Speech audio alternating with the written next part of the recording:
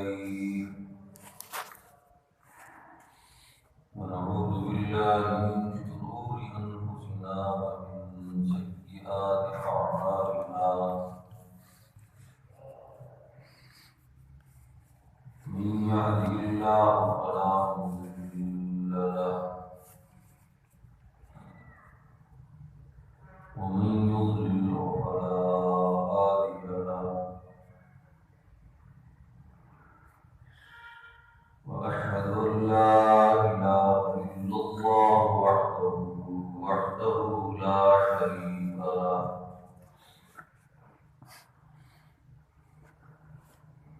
وأشهد أن سيدنا وسندنا ومرشدنا ومقوانا محمدا عبد الله ورسوله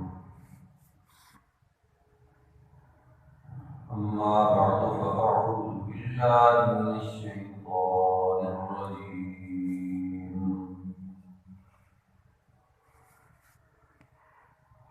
بسم الله الرحمن الرحيم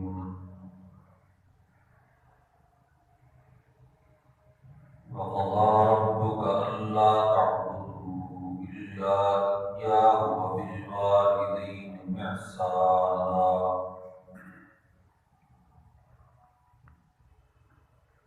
إما يبلغن عندك الكبر أحدهما أو كلاهما فلا تقل لهما أف ولا تنهرهما وقل لهما قولا كريما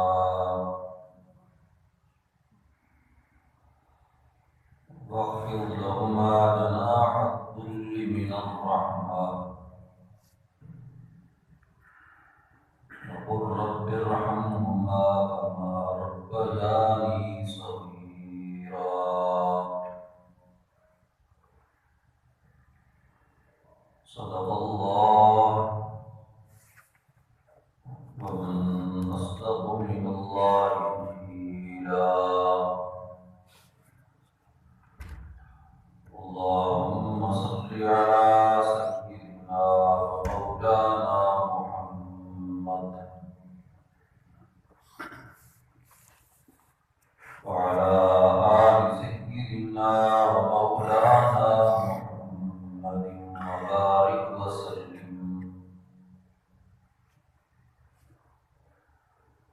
وبارك وسلم ثم صل عليه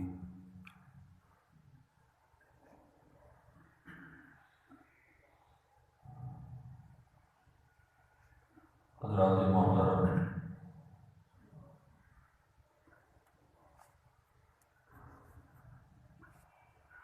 گزشتہ 2 جمعوں سے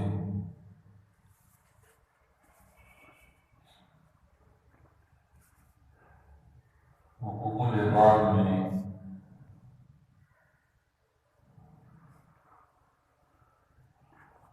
اللہ رب العزت کی طرف سے عائد کردہ حقوق میں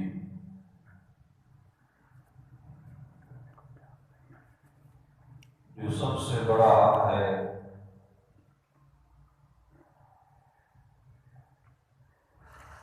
حق الوالدین، اس کا ذکر آپ کے سامنے شروع ہوا ہے۔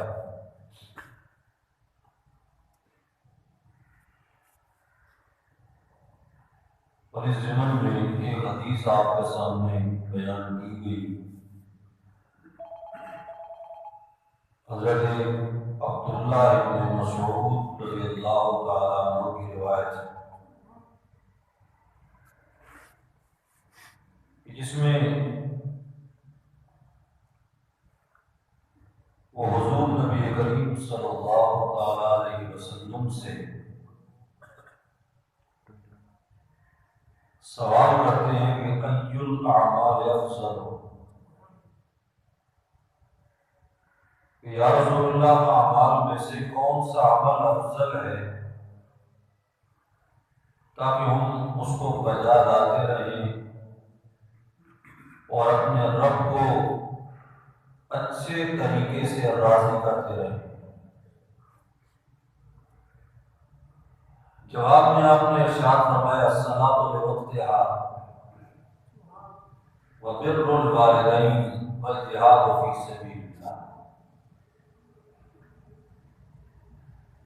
تین کام آپ نے جواب میں ارشاد فرمائے۔ پہلے نمبر پر نماز کو اپنے وقت میں پڑھنا، اور اس میں کسی قسم کی سستی اور غفلت نہ کرنا۔ دوسری چیز،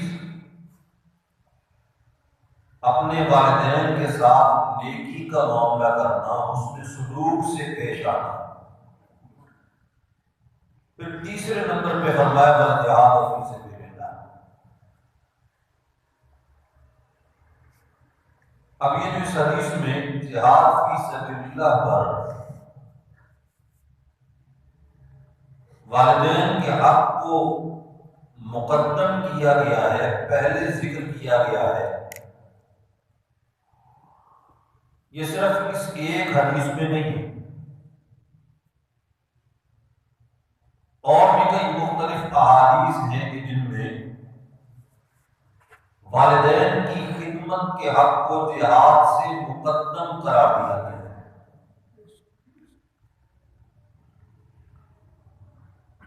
اور جب جہاد جیسی چیز سے والدین کی خدمت کے حق کو مقدم قرار دیا گیا ہے، اس سے علماء کرام یہ نتیجہ نکالتے ہیں کہ ایک تو ہے اللہ کا فرض، اس کو ہر صورت میں ادا کرنا ہے۔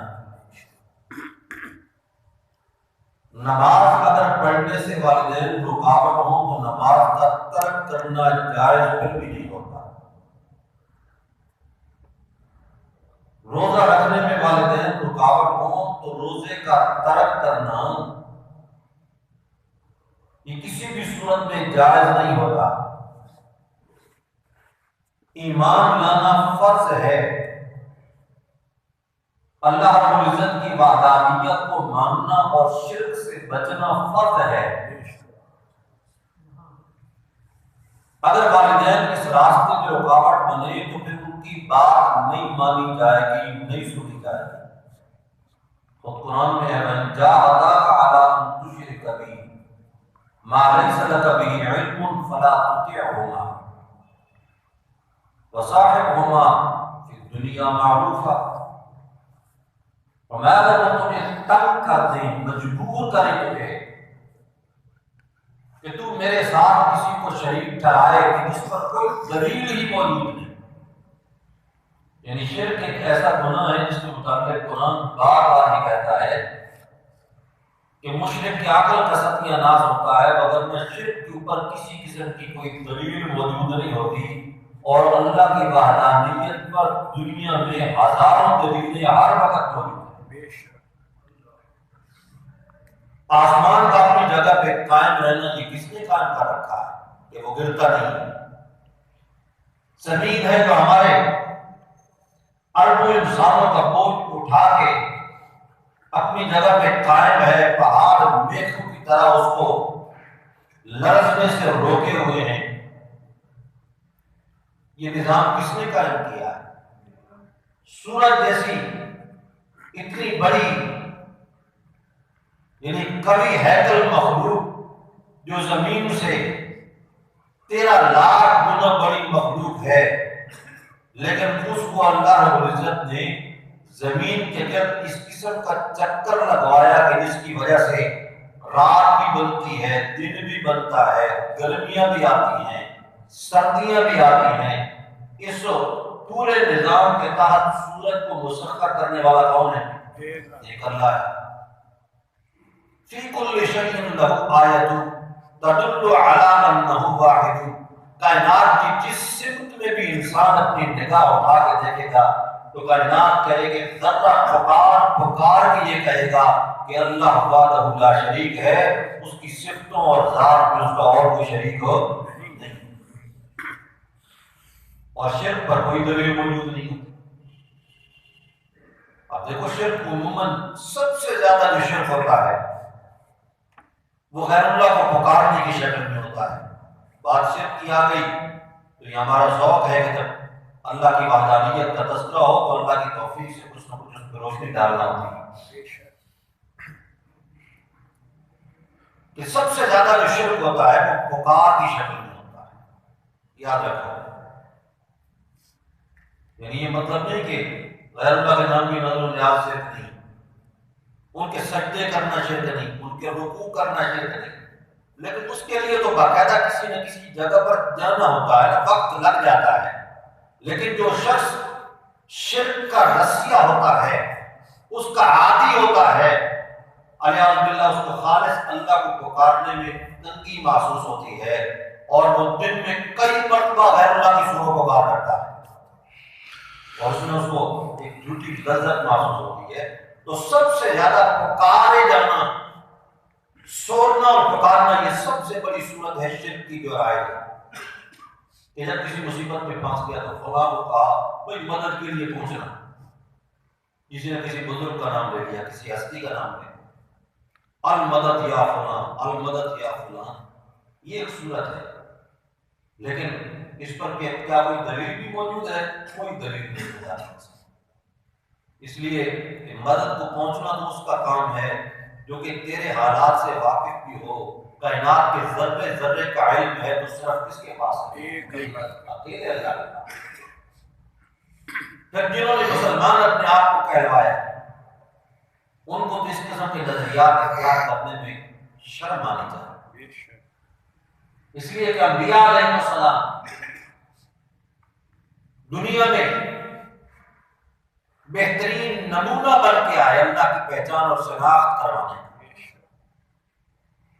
جتنے انبیاء کا اللہ نے قرآن میں ذکر فرمایا کہ ایک نبی بھی ہے کہ جس پر آنے والی پریشانی اور مصیبت کا ذکر نہ کیا گیا، اس کو کوئی ضرورت نہ پڑی ہو، اس کو کوئی حاجت لاحق نہ ہوئی ہو. تو کیا ہے تعلیم انبیاء کی؟ تعلیم یہی ہے کہ بھائی عبادت و پکار کے لائق اللہ کے سوا کوئی نہیں. اگر کوئی اور ہوتا تو انبیاء اس پر عمل کر دیتا. سیدنا آدم علی نبینا علیہ السلام وہاں سے شروع کرو اور خود ہمارے پیغمبر جناب محمد رسول اللہ صلی اللہ علیہ وسلم، آدم علیہ السلام نے جب پکارنے کی ضرورت پڑی تو کس کو پکارا؟ ربنا ظلمنا انفسنا وان لم تغفر لنا وترحمنا لنکونن من الخاسرین.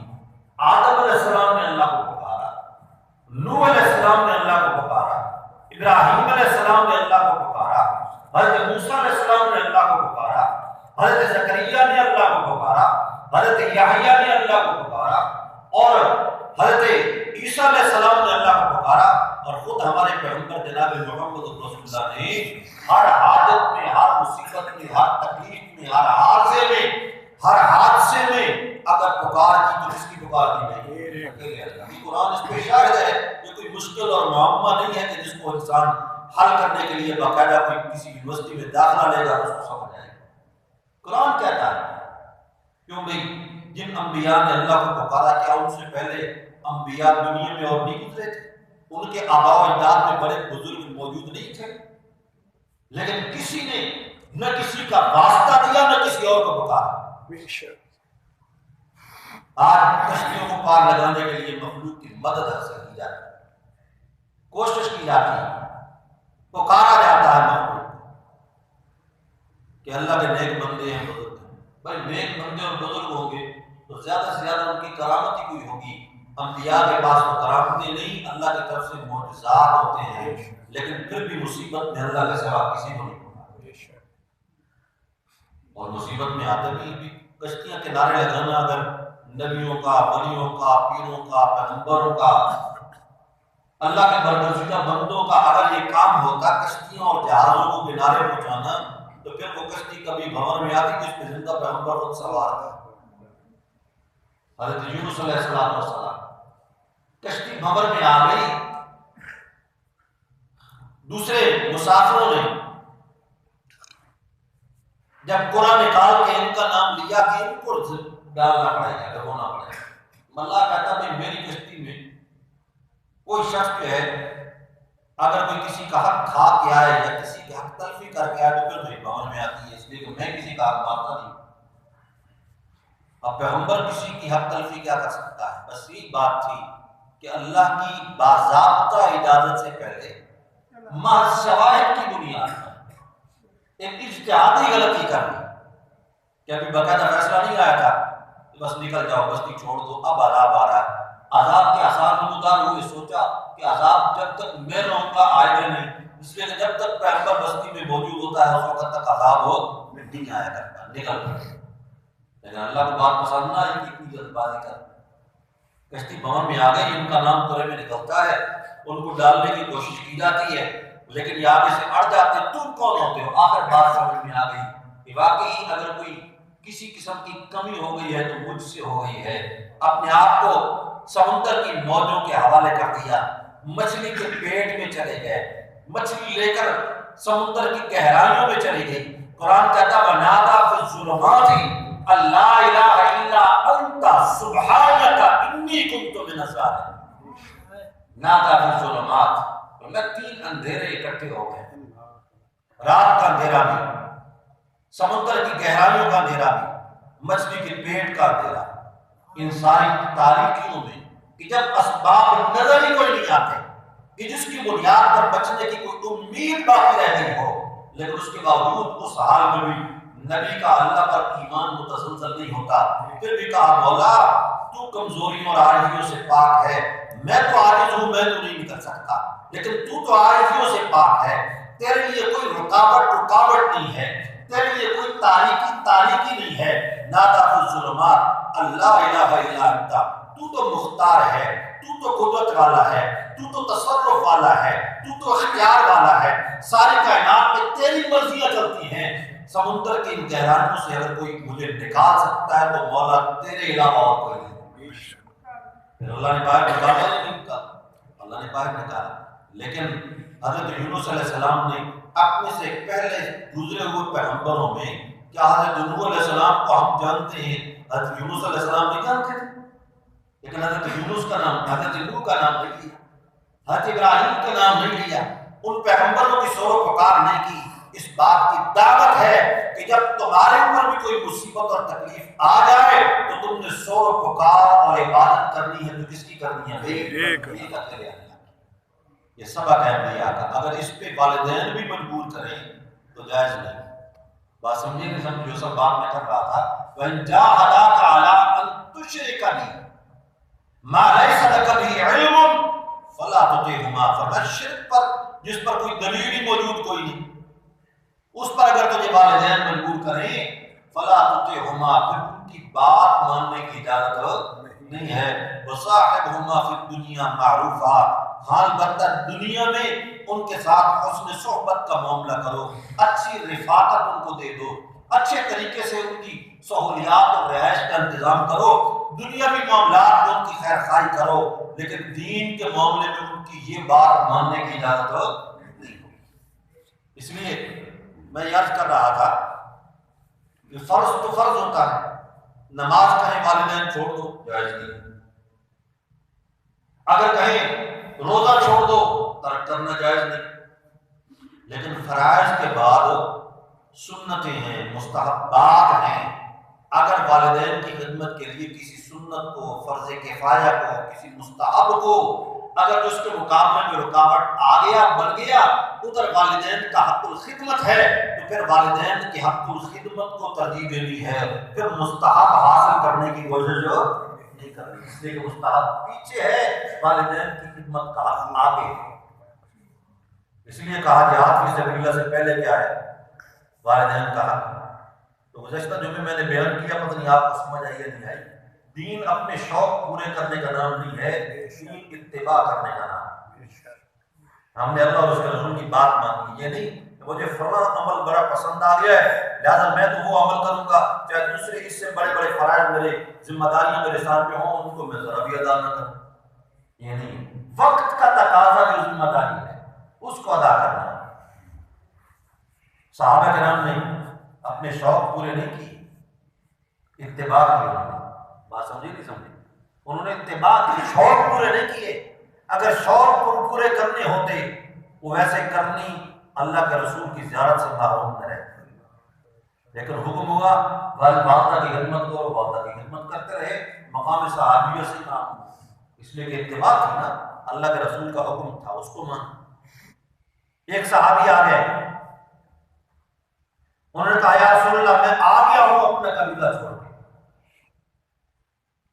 آ گیا ہوں ہجرت کے ارادے سے، جہاد کے ارادے سے، آپ کے ساتھ جاؤں گا، جہادوں میں شریک ہوں گا، تو میں حل من والدین کا احد حی، میں آپ تو گئے ہو، پہلے بات تو پوری بتلاؤ، والدین میں سے کوئی ایک زندہ ہے؟ جواب میں کہا عبد کلا ہما یا رسول اللہ، یا رسول اللہ ایک نہیں دونوں زندہ ہیں۔ میں اچھا دونوں زندہ ہیں، تو یہاں آئے کیسے ہو؟ ارادہ کیا تھا؟ کہا اللہ کو راضی کرنے کا ارادہ تھا، اور میں ارجع الی والدیک واحسن صحبتہما، لوٹ جاؤ اپنے والدین کی طرف اور انہیں کی جا کے خدمت کرو، تجھے جو ہجرت اور جہاد کے ذریعے سے ثواب ملنا ہے اپنے والدین کی خدمت میں ثواب اس سے کہیں زیادہ حاصل۔ یہ دیکھو خود اور احادیث میں صراحت اس کی موجود ہے کہ والدین کا حق الخدمت باقی تمام ڈیوٹیوں اور ذمہ داریوں سے زیادہ ہے۔ آدمی یہ کہے کہ میرے کام نہیں بڑھتے، لہذا والدین کی خدمت نہیں ہو سکتی، ان کا علاج معاوضہ نہیں ہو سکتا، ان کے لیے سکون سہولت اور راحت کا سامان نہیں کر سکتا، اس نے اپنے مسلمانی کے حق کو بھی نہیں سمجھا، اپنے بندگی کے حق کو بھی نہیں سمجھا، اور حقوق العباد کو بھی نہیں سمجھا۔ اللہ، اس لیے ایک صحابی آئے، حدیث میں آتا ہے، انہوں نے آ کے کہا یا رسول اللہ تیاری کر کے آیا آپ کے ساتھ نکلیں گے جہاد کے لیے، لیکن ایک بات آپ کو بتلا دوں، آپ کے سامنے میں ایک بات رکھنا چاہتا ہوں، جیسے آپ فیصلہ فرمائیں۔ کہا یا رسول اللہ جب میں گھر سے نکلا تو میرے والدین رو رہے تھے، گھر سے میں نکلا والدین رو رہے تھے، لیکن میں ان کو روتا ہوا چھوڑ کے آ گیا ہوں جہاد فی سبیل اللہ کے لیے، اور میں ارجع الی والدین واضحکہما کما ابکیتہما، لوٹو واپس اپنے والدین کی طرف، جاؤ ان کو ہنساؤ جس طرح ان کو ابھی رلا ہے، واپس لوٹ جاؤ۔ اس لیے کہ جہاد فرض کفایہ ہے اور والدین کا حق یہ فرض عین کا درجہ رکھتا ہے۔ ٹھیک ہے اللہ کے فرض کے مقابلے میں نہیں ہے، لیکن حقوق العباد میں یہ فرض عین کی حیثیت رکھتا ہے، لہٰذا اس کو چھوڑنے کی اجازت نہیں۔ اب دیکھو صحابہ کرام نے شوق پورے نہیں کیے، اتباع کیا اللہ کے رسول کی۔ ہم یہ کہیں کہ دیکھو نہیں ہمیں شوق ہے کہ ہماری کوئی نماز تکبیر اولیٰ سے نہ رہے، اچھی بات ہے، اللہ ہم سب کو یہ توفیق نصیب فرمائے، لیکن اگر والدین کو خدمت کی ضرورت ہے تو پھر اکیلے نماز پڑھ لینا اور پھر والدین کی خدمت کرنا یہ زیادہ افضل ہے اس باجماعت نماز سے، اگر والدین کو خدمت کی ضرورت ہے، اس لیے کہ وہ حق مقدم ہے۔ تو یہ شریعت کے اندر وقت کے اعتبار سے تقاضے ہوا کرتے ہیں، جو وقت کا تقاضا وہ مقدم ہے۔ میں یہ کہوں کہ مجھے فلاں دین کے کام میں شوق ہے، فلاں تنظیم کے کام میں شوق ہے، فلاں جماعت کے ساتھ شمولیت کا شوق ہے، لہٰذا وہ میں کام کرتا رہوں، لیکن اپنے والدین کو اسی طرح بیمار اور تڑپتا ہوا چھوڑ کے نکل جاؤں، یہ اپنا شوق پورا کرنا ہے۔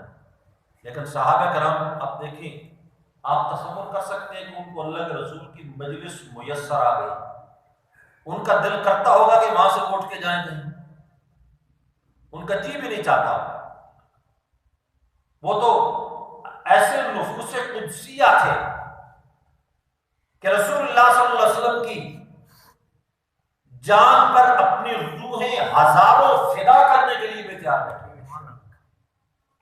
بلکہ کسی نے ایک عجیب جملہ لکھا کہ اگر صحابہ کرام کی جو کل تعداد تھی نا، اللہ کے رسول صلی اللہ علیہ وسلم کی جتنی مبارک سانسیں ہیں، اگر ایک سانس کے بدلے میں ایک صحابی کو قربان ہونا پڑتا اور وہ سانس واپس لوٹا سکتے تو اس پر سارے صحابہ قربان، ایسی شخصیات تھی۔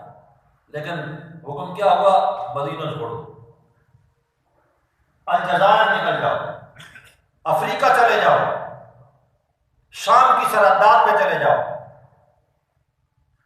فارس کی طرف چلے جاؤ، کسی کو کہاں بھیجا، کسی کو کہاں بھیجا. کسی نے یہ تو نہیں کہا کہ یا رسول اللہ مجھے شوق ہے آپ کی مجلس میں بیٹھنے کا، اس لیے کہ دین شوق پورا کرنے کا نام نہیں ہے، دین اللہ کے رسول کی اتباع کرنے کا، اللہ اور اس کے رسول کے حکموں کو ماننے کا. حکم مانا اور اس پر عمل کرنا. وہ تو ایسی شخصیات تھیں. ہم کیا ادب کرتے ہیں؟ خاک ادب کرتے ہیں. اور وہ شخصیات ایسی شخصیات تھیں. آپ تصور کریں احد کا جو مارکا ہے نا، جب غزوہ احد اسلام کے اندر آزمائش کے باب میں پہلے صفحے میں اس کا ذکر ہوتا ہے. جنگوں میں احد کا جو مارکا تھا 70 صحابہ اس میں شہید ہوئے. رسول اللہ صلی اللہ علیہ وسلم کے دندان مبارک شہید ہوئے. آپ کے رخسار مبارک میں زنا کی کڑیاں گھس گئیں اور آپ پر اسی ایک جنگ کے اندر متعدد مرتبہ حملہ ہوا. تلوار کا وار کیا ابن قمیہ نے اور آپ کا سر مبارک بھی ابو زخمی ہو گیا، آپ گڑھے میں گر گئے. یہ آزمائشیں آپ پر آتی ہیں. حتیٰ کہ ایک وقت ایسا آیا کہ آپ کو فار کے نرغے میں اس طرح آئے کہ سامنے سے تیروں کی بوچھاڑ ہو رہی. اور اس سے پہلے وہ صحابی ابو دجانہ جن کو آپ نے اپنی تلوار کا حق ادا کرنے کے لیے تلوار اس کے حوالے کی ہوئی تھی. جب جنگ شروع ہو گئی نا تو آپ نے ایک تلوار اپنی نکالی، فرمایا کہ اس میری تلوار کا کون حق ادا کرے گا؟ ابن دجانہ نے کہا، یا ابو دجانہ نے کہا، یا رسول اللہ میں اس کا حق ادا کروں. آپ نے وہ تلوار ان کے حوالے کی اور انہوں نے تلوار کا بھی حق ادا کیا. رسول اللہ صلی اللہ علیہ وسلم سے وفاداری کا بھی حق ادا کر دیا خدا نے کہ جب عین تیروں کی بوچھار ہو رہی تھی رسول اللہ صلی اللہ علیہ وسلم کی طرف منہ پھیر کے اور تیروں کی طرف پشت کر کے کھڑے ہو اور اپنی پشت کو رسول اللہ کے سامنے ڈھال بنا دیا. کسی نے کہا کہ آپ کی طرف پشت کر لی، تیروں کی طرف منہ بھی تو ہو سکتا ہے. کوئی پیٹھ میں تیر کھانا اچھا شمار نہیں کیا جاتا، سینے پہ کھانا اچھا شمار کیا جاتا ہے.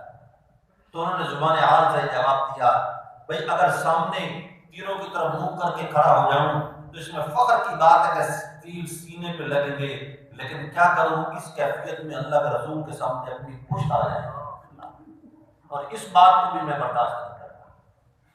اور پورا وجود ان کا چھلنی ہو گیا، حتیٰ کہ جب احد کے زخمیوں کو جمع کیا جا رہا ہے، شہداء اور زخمیوں کی گنتی ہو رہی ہے، آپ نے میں ابو دجانہ نہیں آیا. ابو دجانہ کے در